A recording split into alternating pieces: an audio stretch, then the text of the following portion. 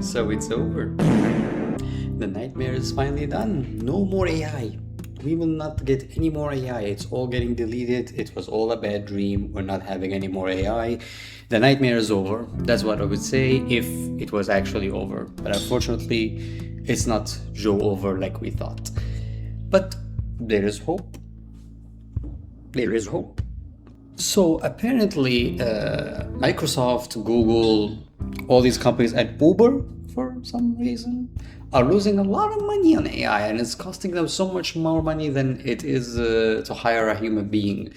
So yeah, that's what a surprise, because apparently building all these servers and trying to force people to buy a product that they don't want to buy was not a good idea, and hiking up the price so these people would buy the product also didn't work. So and that's the thing, if these companies would actually put the cost of like running this AI and not subsidizing it on the user to try to make money, capitalism 101, they will not be able to fund it because nobody's buying that shit.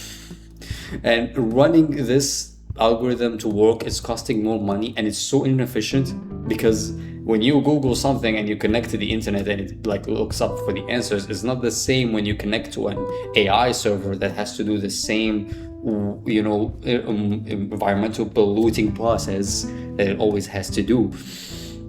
And it doesn't burn out so much resources, and at the end of the day it gives you even a fucking worse result. So clearly this is not working. Who would have thought? So apparently they're panicking now over that, so that's something. And also, on another good news, if you saw the previous video, Google was planning to turn their entire search engine into an AI. And apparently some publishers in the UK didn't like the idea of Google, stealing their answers and just putting it on the top and telling to their website traffic, fuck you, you're not welcome here, and just stealing everything. So they basically, the UK is, which is a rare UKW, by the way, considering the shit that the UK is going through.